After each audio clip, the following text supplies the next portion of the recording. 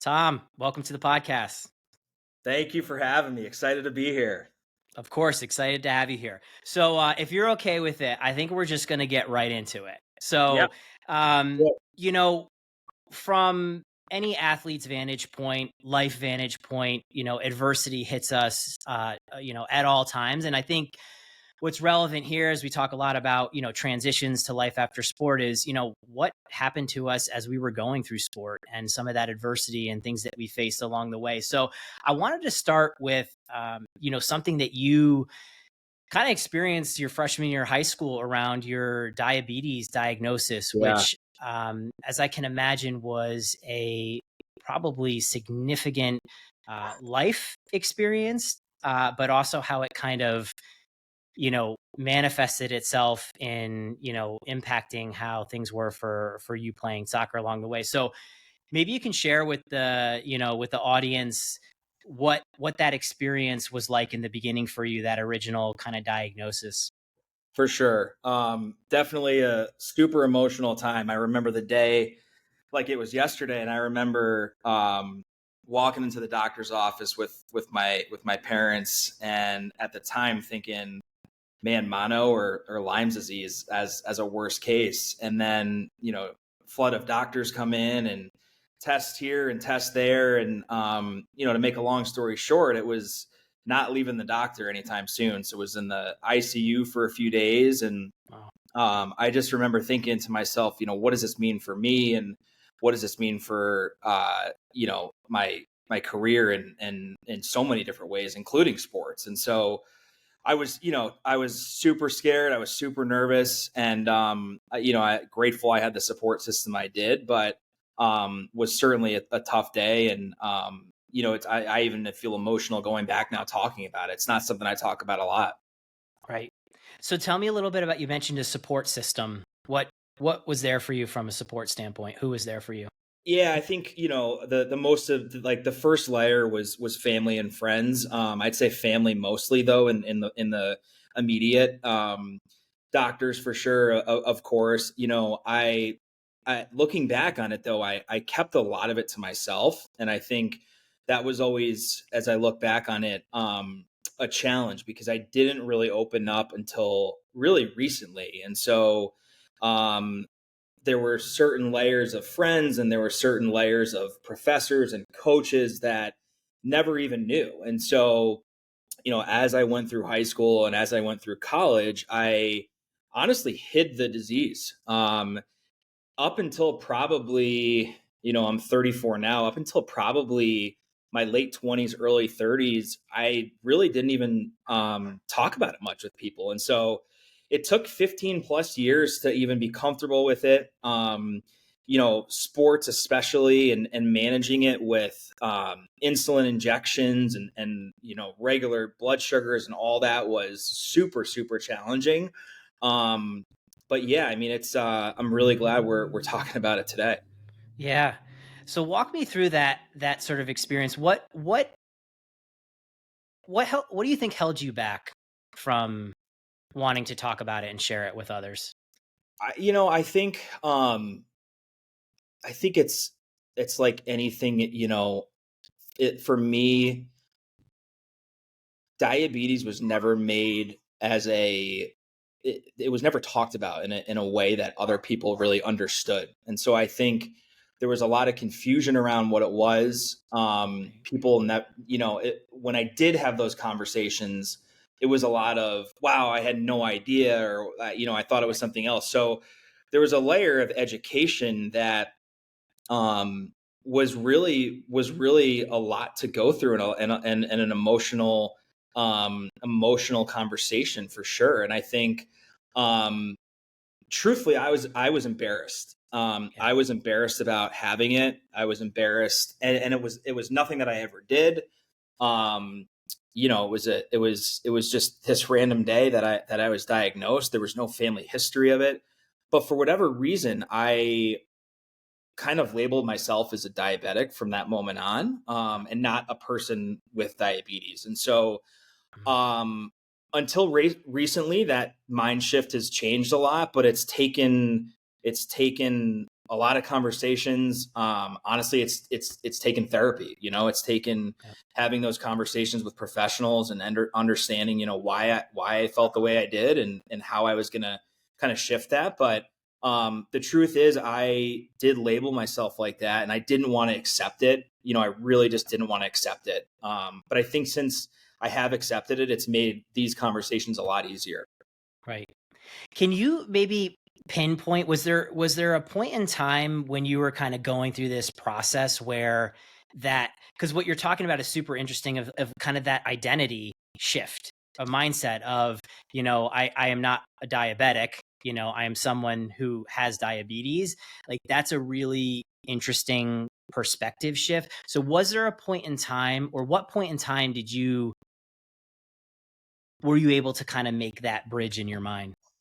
Yeah, I think honestly, I go to my career and just, continued success in my career and being able to look back and say, here's what I did coming out of college. And there's kind of a few phases. And I think, phase one was being able to play collegiate soccer. And I think that's when I started to think, okay, I am doing something with diabetes. So that's where Right. the thought process began. But I think after that was really transitioning into my career and having success and having sustained success, right? And so looking back now, as I've kind of progressed from high school diagnosis to college soccer to year one out of college and the workforce, and then all the years from there, there's a solid story there and there's a consistent story there. And I think for me, building up that time, 5, 10, 15 years, has really gotten me there. So I don't know if I can pinpoint a time, but I can pinpoint the consistency, Right. and that story kind of developing over those years. Right. So that's a good segue. Maybe we kind of rewind back a little bit to, you've gone through the diagnosis, you've played soccer in high school, and now kind of that next challenge comes of, am I going to be able to do it in college? So what's going through your mind at that point in time? Yeah, I mean, I was scared. I knew I wanted to play soccer in college. At what level was TBD, and I think there was conversations. Is it going to be D1, D2, D3? Um, I knew that I would play it at a certain level, but I also knew the realization of how competitive other athletes were going to be, and needing to be in an ideal sugar range is a really big challenge. And going into a game and making sure that my sugars were at a certain level was kind of like step one. And if I didn't have that, I was already at a disadvantage. And so that was like thing one that was really tough for me, was if my sugars were either too low or too high going into a match, I was already 20, 30, 40, 50% behind everybody else. And so it was and getting those sugars in the right frame doesn't just happen, in minutes. It happens from previous day activity and sleep and all these things. And so there was a whole side of this that was really concerning for me, because I'm in college, there's all these other things that are going on, outside of playing soccer, that have to be managed appropriately to even get me to the first minute of the game. So that's Wow. just like leading up to it. Then there's all the time during the match and managing to stay in that range. And so, working with the coach to sub me out for 3 minutes to do an insulin shot, working with the coach to sub me out at, the 43rd minute of the game to make sure my sugars were in range. And so, it was the pre-match, it was the during match, it was the post-match, it was really everything in between. And I think, to be honest, going in, I just wasn't sure how doable it was. So it was certainly a challenge.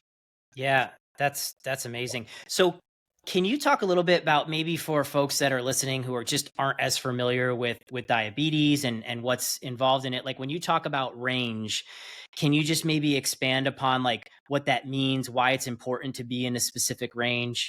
Yeah, 100%. So um, we've come a long way in 15 years since I was in college, and what all this means. But um, ultimately staying in range, or staying in sort of quote unquote non-diabetic range, is important for a number of reasons. Long-term health is kind of number one. And so the more I'm in range now, the better my health will be in 30, 40, 50 years from now. The second piece is just sort of how you feel, at the present moment. And so if I'm too high, I'll feel tired, I'll feel lethargic. If I'm too low, it'll feel like you haven't eaten. And so, if you're not in sort of this range of what my target range is really 80 to 140. If I'm outside of that range, I start to feel, off on in different ways. And then Right. so, but when you're playing sports, there's all these other factors like exercise that come into it. And so, my target for soccer games would be more like 140 to 190, 200 to start a game, because I would know that it was going to start after 20, 30 minutes to drop. And so it was kind of this equation of Oh my like, gosh. you know, at what point during the game do I take a snack to make sure it can level off with the amount of exercise I'm doing? Is it going to drop too much? Is it going to rise? And then you have stress, right? And so like stress naturally makes it go up. So big games, nervous games, things like that, it was going up, but at the same time, the exercise would pull it down. And so a lot of just managing all of the different factors and variables that come into it. Yeah. I mean, I'm imagining like an athlete who's not dealing with any sort of health conditions. What goes into preparation? What goes into how you're thinking about what you're thinking about during the game? And I'm just like, I'm blown away at the fact that you were in games where you're thinking about everything as it relates to the athlete side of things, and you're also being like, all right, I got to get subbed out in the next 2 minutes. Where Yeah. am I gonna, I mean, the amount of the pressure is, I feel like it's already big enough, and then you add that onto it. I mean, wow. It was a lot for sure. And I think going back to the earlier piece of this, like it was a lot on its own, and me not really having accepted it and being comfortable about talking about it as I am now made Right. it even more challenging. And so Right. like I remember times where I literally would run off to the sideline and I would check I would prick my finger inside of the soccer bag, look over and see, make sure no one was looking. And like, it just Wow. is crazy thinking back on those days to now, openly talking about it. But it was an immense amount of pressure. And I just remember, trying to do all of it behind the scenes and under the radar. Yeah. Yeah. So what might you offer up to someone who's potentially listening right now who has diabetes or maybe another health condition, that might be feeling the same way that you felt and might be, kind of handling it the same way you handled it? What would you offer up to them looking back now? Honestly, one, don't ever be ashamed. But even bigger than that, like truly anything is possible. Right. Don't ever let the disease hold you back. Um, you know, don't ever think that because you have something means that you can't get somewhere or get something. I think it's also really important to know that there is a community out there. There's people you can talk to. If you just do a little bit of research, there's support groups, there's community, there's all these different places and networks that you can find. And people are willing and able and ready to talk to you. Yeah, that's amazing. And as you kind of went through your collegiate career, talk to me a little bit about maybe even just that shift in mindset from high school to college around the diabetes, and what was the evolution as you went through college From high school to college. or through college. So, Yeah. you've talked a little bit about high school to college, and it's like, what was, as you were progressing in your collegiate career, you know, what was there, or what was going through your mind later on in your kind of junior senior year? I think honestly, a big thing was I always knew that I wasn't going to play professional soccer or professional athletics for that point. But I definitely, as I got closer to senior year, was wondering, what I was going to do. And so I knew that ultimately I wanted to have a career in sports, or marketing or something, ideally that, interwoven the two. But I also didn't know what that looked like. And I didn't know if I, had the skills and had the community and the network to get there. And so, the closer we got to senior year, the more that became a reality. Right. And so, I don't know, expand on that piece a little bit. The mindset that was going through, like, how did you set yourself up for that, passion for sports and carrying that through to your career? Yeah, I thought, I did some things at Wittenberg during the little bit of free time that I had. I did some stat keeping for, I think it was either volleyball or basketball or maybe both. Nice. I wrote for our school newspaper a bit, which was cool. So I learned about, communication and writing, and then was able to do a lot of articles on recapping different sports games and some of that. And then ultimately as I did that, I realized that, wow, like this is a big passion for me. And if there's a way I could kind of bring this into my career, that would be sort of the perfect idealistic world. Yeah. I think something that's just so interesting to me too is that, as I think we mentioned earlier, every athlete's transition can be a little bit different. Some people, it's a little bit smoother than others. Some people it's easy, and some people it's not. But what's interesting to me about what you're sharing is, it seems like you've always had like a really good perspective on things. And so as you're transitioning out into the world, I mean, I'm sure there's an aspect of you that is like, okay, I'm no longer playing sports, I'm going to miss that. But you have a bigger picture Yeah. vantage point of what you kind of went through from a health perspective, from a life perspective. And walk me through how you think that influenced your transition and how you felt about it. I think all this really comes down to having a sense of community. I really think that, if I look back at high school and if I look back at college and even into, my daily life now, whether it be with careers, whether it be with my friends, my family, my network, I think the importance of community is so critical, and being able to not only be a part of something, but hear other people's point of view, share what you're going through. I just think people don't get the opportunity. And a lot of people just don't realize that there's so much out there. And I think just the ability to talk and project and kind of go back and play through all these things is really critical. And yeah, I can't state enough that I think community is so critical. Yeah.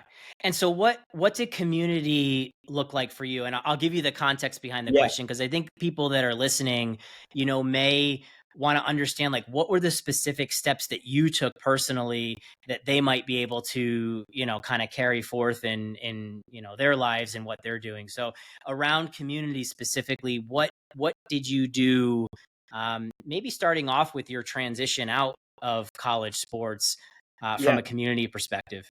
yeah. So I think finishing up college was definitely parts of things beyond even sports, right? Different clubs, different Yeah. different things at Wittenberg. But then getting into my professional career and getting into to that aspect, it was important to find like-minded people, and it was important to find things that I could do. So honestly, sports was a big one, Yeah. naturally, especially like as I moved into cities and as I moved into other places, it was important to find different leagues. And so for me, like joining an indoor soccer league or joining an indoor basketball league, like was really, really critical. And I think through that, you find and you form relationships that go way beyond the soccer field and way beyond the basketball court. And then those lead to other things. And then before you know it, you're networking, at a party with somebody or wherever, and then somebody knows somebody else, and like that becomes a friendship. And I think it all starts by joining a group, right? And I think there's people from different cultures and people from different backgrounds, and when you really bring everybody together, and sport's a great example, it allows you to connect on another level. Yeah. Something interesting you said around finding like-minded people. Yeah. What was important for you about that, at least initially? Yeah, I think initially I was still and I think about it now as I'm like 34 in a softball league and can barely Right. can barely run the bases. But back then it was like competition, like Yeah. and like people who were serious about like continuing to play. And so back then it was like really focused on, players that were serious and like Yeah. players that were fit and players that were healthy and wanted to compete. That's obviously shifted. Now it's we're drinking beers, on a Wednesday night and Right. trying to run the bases. But I think, Different but it's times. interesting. What's that? Different times. Different times. But even that, like now, it's funny. Like I use softball and I laugh about it, but I'm on a team right now that has probably most people don't even know each other. We all kind of knew somebody who signed us up. But I mean, we have amazing conversations about careers, and one person works over at Salesforce and one person works, at Constellation Brands and all this stuff. And, Yeah. People connect on another level about that. And I think, now it's like the competitiveness about sports has transitioned into people that are serious about their careers, and people want to, have conversations about how can we maybe even work together. Right. And so Right. it all kind of ends up, I think for me, like competition and that go-to mindset is like first and foremost, whether it be sports, whether it be career, whether it be relationships. Like I want other people to be in it, and I want other people to be serious, because I know that I'm spending my time and I'm putting in a lot of effort on my end. So I want that return back. Right. Right. And it's interesting too, because it's, what you're touching on too is some of these aspects of how the athlete lives on in you. Yeah. So, there's a very, literal example that you gave of, playing in leagues and connecting with people that way. But then there's also the mental side of it of you're in your career and you're talking with people and you're networking with people who have that competitive mindset. And like that is certainly, I would imagine, a skill set and a mentality that you brought with you from all your years of experience, as an athlete. Yeah, no, I think so. I definitely think so. I mean, I think the competitiveness and the go-to mentality can be applied in everything, Right. and yeah, it's definitely critical. Yeah. So maybe I'm going to put you on the spot a little bit here, Yeah. but within the framework of what you were talking about, community and networking and connecting with people and all the things you just mentioned, what what do you think you did, or can you give some examples of maybe how you managed situations or how you managed conversations that led you to some level of success, whether it's personal growth, whether it's professional growth? How within that kind of context did you navigate it for the better? Yeah, I think this goes back to just sort of a philosophy that I've put for myself over the last, I guess it's something that I've been living but haven't really, put a name or anything to it. But each day as I reflect on the day, I try to ask myself, did I teach something and did I learn something? And Mm. so at the end of the day or at the end of the week, I ask myself that question. And for me, that can be applied. I apply that mostly in my career, but I think it can be applied to really anything. And so it for me, it's about taking as much in as you can, learning from others, there's so much to learn in this world. There's so many people that are out there with different experiences, different backgrounds. I always learn. I always try to learn. I always try to listen first.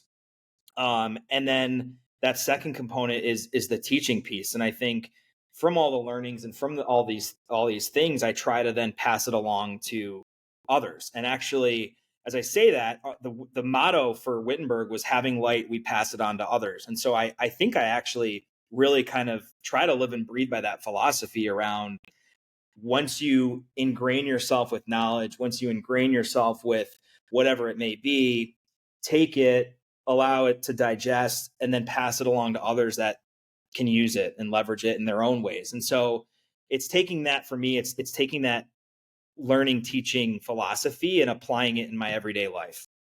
Yeah. And maybe is there an example that comes to mind for you of recently how you might have done that on either side, either the kind of the learning or the sharing piece? Yeah, I think honestly, the one that comes to mind most would probably be at work. And I think, for me, um, it's a pretty simple example, but just being a part of some larger meetings and hearing, some big specific news around what's happening within the organization. And then having taking that message and communicating it with my team, and Yeah. doing it quickly, giving my point of view on it, asking, if there's questions, if there's concerns, because I think it's important, and now I'm speaking from an organizational perspective, but I think it's important that everyone's leading from the top down in a strong way, and that if there is a message, it's consistent throughout the entire organization. And so Right. it's consistent and also quick, so that people aren't getting news later. So for me, Right. the easiest example was, most recently, a few weeks ago, just being a part of a meeting, hearing some news, sharing it with my team and saying, here's my kind of vantage point on this, and asking and hearing from them if what they think, if there's questions, what does this mean, all that. Right. Right. And like how do you, just talking about leadership, Yeah. and how you mentioned that example, I would also say, before I ask the next question, I would say that you are also sharing within this forum right now, the podcast, right?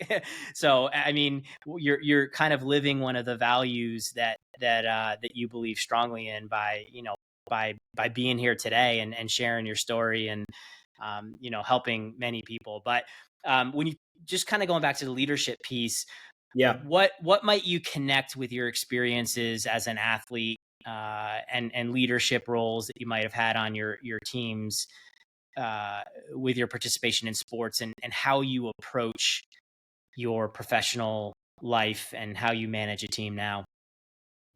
Yeah, I think the biggest thing is the biggest learning for me, and what I would say now is,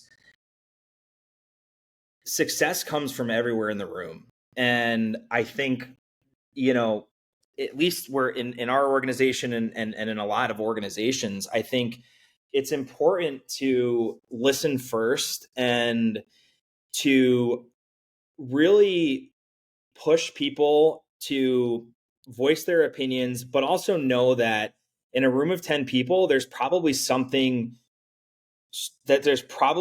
good that's going to come from every single person in that room. And so I think leadership is really, it's not about being the first person to the table and having, some big point of view. Leadership to me is about empowering other people and getting other people to speak, and taking those different ideas, taking those notions from all these areas, and bringing them into one place. And I think that to me is, as I've kind of progressed, that to me is the most important thing, is that, and also empathy. I think empathy is Mm, another big one. I think especially like what's happened over the last 3 years, and just knowing everyone has a different story, and I'm talking about mine today, and everyone has their own challenges, external, internal. Being empathetic can be so it can make people feel so much more comfortable, and it can really put a layer on something that, it just it truly can make a difference. Right. Yeah, and it's both those things, from a leadership perspective, from an empathy perspective, and you've mentioned listening quite a few Yeah. times. And so, I think it's great advice for many young athletes who are coming out and trying to build a career. And so many times it's, I'll speak from my own personal experience too. So many times when you're coming out, there's this feeling that it's like you've got to contribute and you've got to go, and there's some truth in that, and that's important, as you got to Yeah. perform and prove yourself as you grow in your career.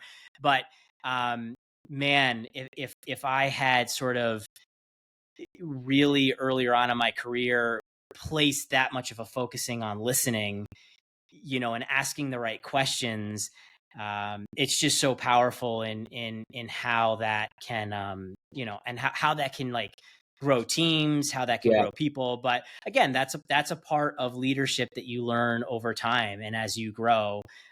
But super important, like you said. As you were mentioning that, I thought about, coming out of college into your first job, whatever. Even beyond that, like, I think another important one is skill sets are transferable, and Mm, just yeah. making sure to, like, if you're a college student and you're X major, or you're like, I'm specializing in this, it doesn't necessarily mean that you're limiting yourself to a certain set of careers, right? And so I think being open and understanding that what you're learning, again, going back to like what I said earlier, like, if you're always continuing to learn, and you're always, being open, anything can happen, and you can progress in all these different ways. So just because you're an engineering major focused on this doesn't mean that you're going to end up in that specific field, right? And so, Yeah. all these things leading up, like, even looking back on jobs or days that I would say weren't the best, like, it's still, every experience is helping you get to where you are today. Yeah. Well said. So, um, just I guess talking a little bit more from a career perspective and sort of how things have progressed over time. I know Yeah. we touched upon it a little bit earlier with the, how sports kind of played a role for you in your career, but maybe we can go back to that and talk a little bit around, how did coming into work every day and talking and working about, working on sports, talking about sports, like what was that like? Yeah. So I mean, I started my career in advertising and marketing in an agency called Tracy Lock. Worked on different accounts, Gatorade, Reebok, so Right. sports accounts. And I think for me, it was just the ability to touch it in one way or another. And I think, Yeah.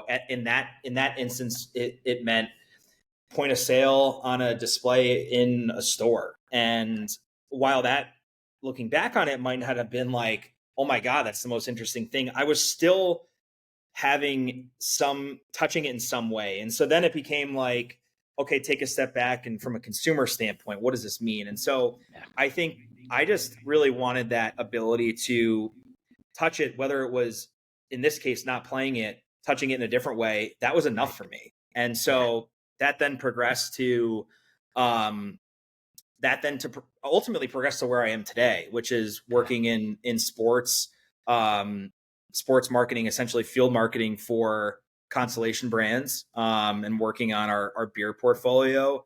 And the bulk of my role is with sports sponsorships and sports Yeah. partners. So your NBA, your MLS, your MLB. Right. Um, so honestly, I'm getting the best of both worlds now. I'm drinking beer, and I'm working with all these professional sports teams. Right. Well, it's also too, it's that connection piece, it's really like, I think you said it's sort of like that, that's sort of how it was connected for you. And Yeah, that's the way you were able to stay close to it. for sure. For sure. Yeah. Yeah. Nice. So just bringing it back, kind of Yep. bigger picture conversation around just transitioning from, being an athlete to not being an athlete and everything you've talked about from a career perspective. Maybe what would be your one or two takeaways, for someone listening out there around, what you would recommend for them? And you've already given a ton of great advice, so all good on that front. But if there were a couple things that come to mind for you that you Yeah. would say to your younger self, or you would say to someone out there today, what would it be? I would say, you know, take some pressure off yourself, number one. That's the Yeah, biggest thing for me. That's what I struggle with most right now. And I think, I hope that one day I'll be able to say, I feel a lot less pressure than I do right in this moment. And I think, yeah, that's the competitive piece of me, right? And I think, but it's really tough, and it's something that I have to actively talk about. yeah, And it's the thing where it's like, wow, I did 30 things awesome and I screwed up one thing, and all of a yeah. sudden my focus is on the one thing. Right. Try to like shift that mindset and focus on the positive things that are clearly outweighing the 30 to 1, and Yeah, just relieve some pressure. Remember that you're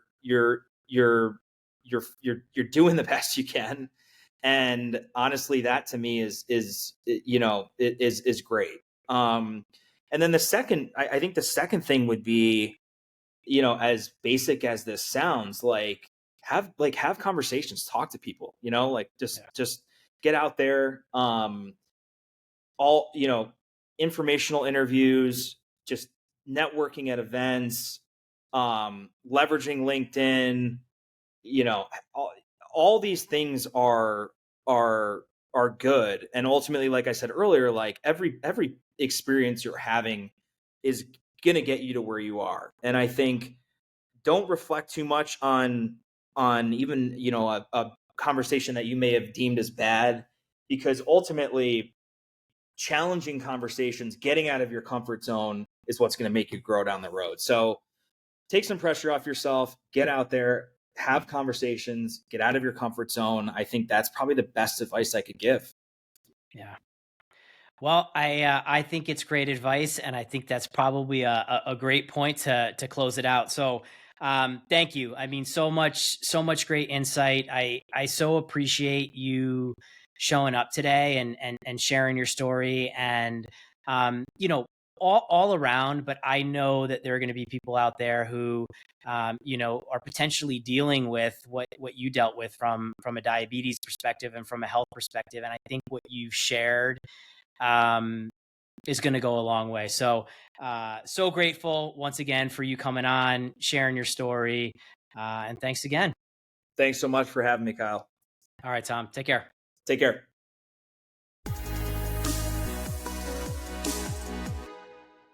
Hey everyone, it's Kyle. Thanks so much for listening. I truly believe that every story can make a difference for this next generation of retiring athletes. If you enjoyed this episode, don't forget to hit subscribe if you're watching on YouTube, or give us a follow if you're listening on Apple Podcasts or Spotify.